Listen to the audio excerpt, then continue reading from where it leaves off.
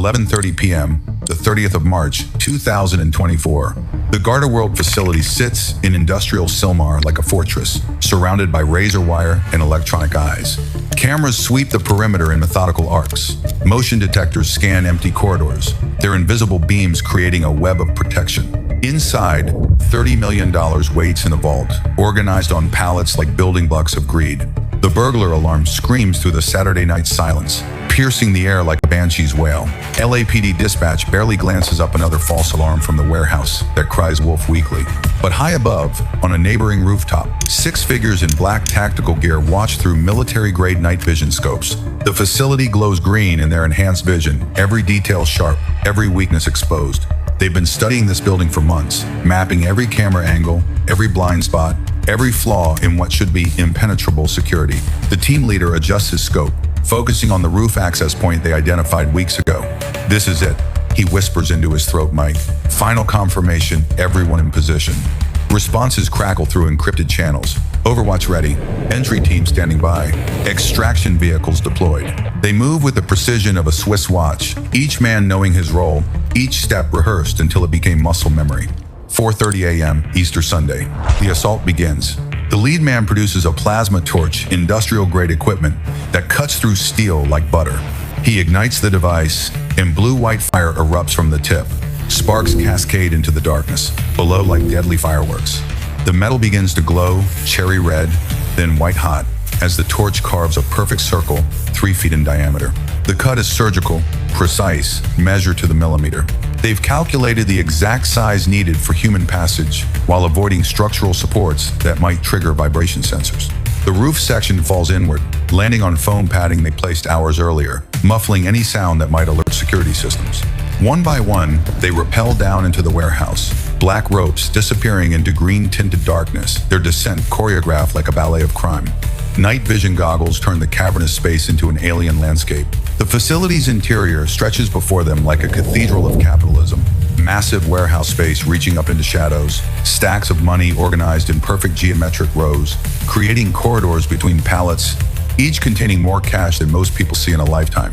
They hit the ground and immediately adopt tactical formation, moving through the maze of wealth with the fluidity of mercury flowing downhill. The warehouse security system creates an invisible obstacle course.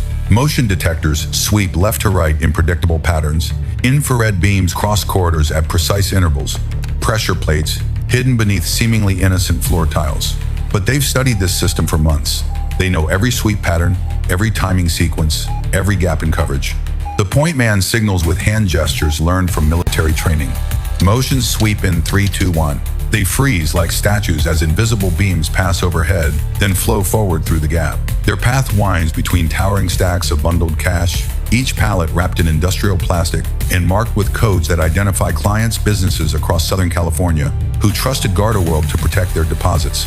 Outside, Patrol Unit 12 Alpha 47 cruises down San Fernando Road. Officer Martinez sips coffee from a thermos, talks to his partner about Easter plans with family. "Quiet night," he says, glancing at the industrial buildings that line the street. Everyone's home with their families. He has no idea that 6 stories above his patrol route, history is being made that the biggest heist in Los Angeles history is unfolding in real time while he discusses holiday ham recipes. Inside the warehouse, the team reaches the vault. The massive door looms before them, 3 feet of hardened steel, embedded with electronic locks that connect to security systems designed by paranoid engineers. The kind of barrier that should stop armies, let alone thieves. But the tech specialist has come prepared. He pulls out a device that looks like something from a science fiction movie, sleek black metal housing filled with quantum processors and military-grade hacking software. It costs more than most houses, required months to acquire through channels that don't officially exist. He connects interface cables to the vault's control panel, and the device comes alive. Streams of code flow across his screen like digital waterfalls, green numbers cascading in patterns that would be beautiful if they weren't so terrifying. The hack begins. Layers of encryption peel away like onion skin, revealing the vault's electronic nervous system. Security protocols designed to be unbreakable crumble under assault, from algorithms that exist in the shadows of cyberspace. "First layer down," he whispers, accessing secondary protocols. The vault's locking mechanism consists of 17 separate systems, each designed to back up the other's mechanical bolts, electronic circuits, biometric scanners, all working in harmony to create what should be perfect security. But perfect security assumes your attackers don't have access to the same technology that created it. Tertiary systems bypassed. Moving to final authentication. The last barrier falls with an almost musical chime. Electronic locks disengaging in sequence, 17 separate mechanisms releasing their grip on $30 million. The massive door swings open on silent hinges, revealing the prize. $30 million stacked floor to ceiling in the vault's interior, bundles wrapped in plastic bands, organized by denomination. Hundreds, 20s, 10s. The physical manifestation of wealth that most people only dream about. The sight stops them for a moment. Even professional criminals can be awed by this much money concentrated in one place. The vault glows green in their night vision like an alien treasure chamber. Holy shit, someone breathes into the comm. Stay focused, the team leader snaps. We have 7 minutes before the next patrol sweep. They work with mechanical precision born from months of rehearsal. A human conveyor belt passing bundles from vault to military-grade backpacks. Backpacks to wheeled carts, designed to handle extreme weight. The money flows like water, each bundle passed hand to hand with the efficiency of an assembly line, $30 million disappearing into their containers faster than seems possible. 6:47 a.m. Police respond to the fourth alarm in 18 hours, 2 units rolling up to the facility with a weary resignation of officers who've answered too many false calls.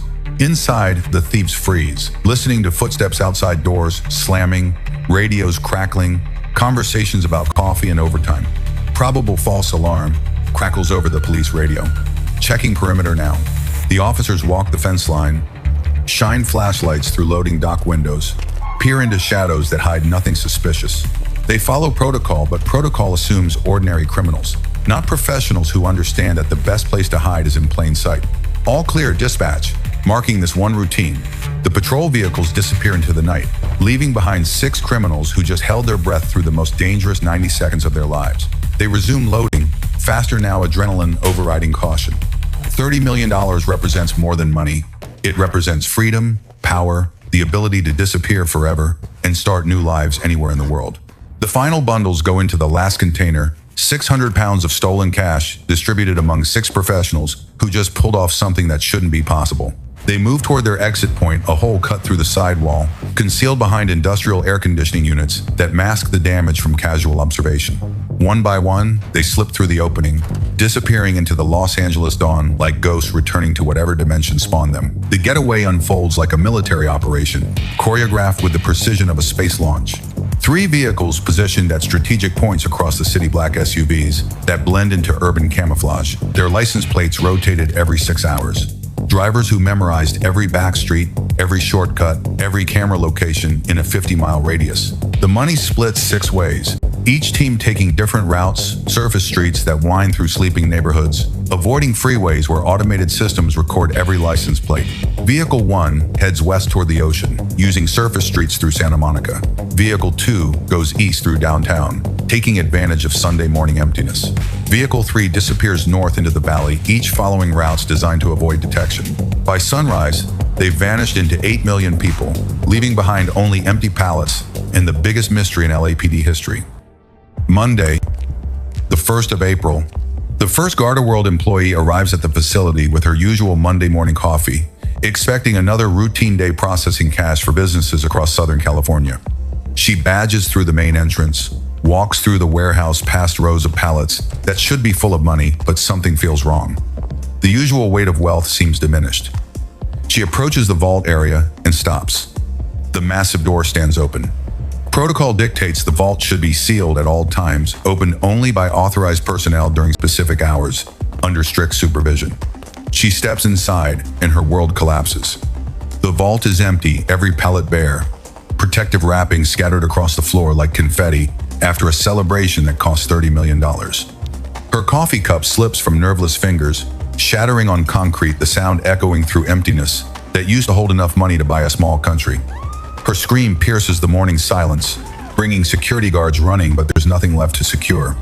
Within minutes, federal agents swarm the facility, FBI crime scene technicians, analyzing every surface, every fingerprint, every microscopic piece of evidence that might lead to the crew that pulled off the impossible. They find precision that borders on art. The roof hole cut with surgical accuracy, dimensions calculated to allow human passage while avoiding structural damage. The sidewall breach that required industrial equipment, operated by someone who understood construction engineering, The vault opened without damage to locking mechanisms, suggesting either inside knowledge that shouldn't exist or technology that represents a quantum leap in criminal capability. Aerial drones mapped the crime scene, revealing the thieves' path through the facility like a ghost trail through security systems designed to stop anyone. Investigators study surveillance footage from neighboring businesses, tracking vehicle movements in the hours before and after the heist. Black SUVs appear and disappear in camera blind spots, positioned too perfectly to be coincidence, planned too precisely to be the work of amateurs. The digital forensics reveal electronic interference during the critical hours, Wi-Fi jamming that blocks security communications, cellular disruption that created a bubble of silence around the facility. Someone had brought military-grade electronic warfare equipment to a cash heist. Meanwhile, across the city, the crew faces the most dangerous part of their operation, laundering $30 million in stolen cash. Safe houses scattered throughout Los Angeles, each containing portions of the take money counting machines that process bundles faster than human hands could ever manage. They understand they have weeks, maybe months, before federal task forces make the city too hot to operate. But $30 million opens doors, creates opportunities, buys silence from people who specialize in cleaning dirty money. The cash flows into multiple channels, some disappearing into real estate transactions, legitimate businesses that can absorb large cash infusions without triggering federal reporting requirements. Other portions vanish into offshore banking systems, cryptocurrency exchanges, precious metals dealers, anything that converts stolen bills into untraceable assets. The money laundering operation rivals the heist itself in complexity. Shell companies in Delaware, banks in the Cayman Islands, cryptocurrency wallets that exist only in cyberspace. They're not just spending the money, they're erasing its criminal origins, transforming stolen cash into legitimate wealth through financial alchemy that would impress Wall Street. The FBI investigation grows exponentially. Special Agent Davis leads a task force that eventually includes 200 agents, specialists in financial crime, electronic surveillance, behavioral analysis. They interview thousands of people, GardaWorld employees, security contractors, anyone with access to the facility or knowledge of its operations. The interviews reveal GardaWorld's troubled history, missing money that should have triggered investigations years ago, employees who ignored security protocols, managers who moved funds to cover shortfalls. Brian Newell, former branch manager, tells agents about orders to transport coins from Connecticut to Massachusetts. To cover up missing money before bank audits, he explains, they were robbing Peter to pay Paul. Company executives knew $9 million was missing as early as 2014, but chose concealment over correction, creating the perfect environment for a perfect crime. Polygraph tests revealed deception. Financial audits uncover suspicious transactions. Surveillance footage shows employees with access acting nervous during specific time periods. But the crew planned for internal investigation too. They insulated themselves, created layers of separation between planning and execution. Retired Detective Murphy studies the evidence, tells task force members what they already suspect. This has inside job written all over it. You don't pull something this sophisticated off from the outside. But proving inside help requires finding someone willing to betray $30 million, willing to risk their life testifying against people who just demonstrated they can do the impossible. Weeks turn to months. The investigation spreads across multiple states, follows money trails that lead to dead ends, interviews suspects who lawyer up before answering a single question. The crew has scattered like dandelion seeds in wind, some disappearing into cash economies where transactions leave no digital footprints, others fleeing to countries with banking secrecy laws and weak extradition treaties. All of them living off the biggest criminal payday in city history. But $30 million creates its own unique problems. That much cash generates heat, attracts attention from people who smell money, requires sophisticated infrastructure to remain hidden. Someone will eventually make a mistake, buy something too expensive, drive a car too nice, live a lifestyle that doesn't match their supposed income.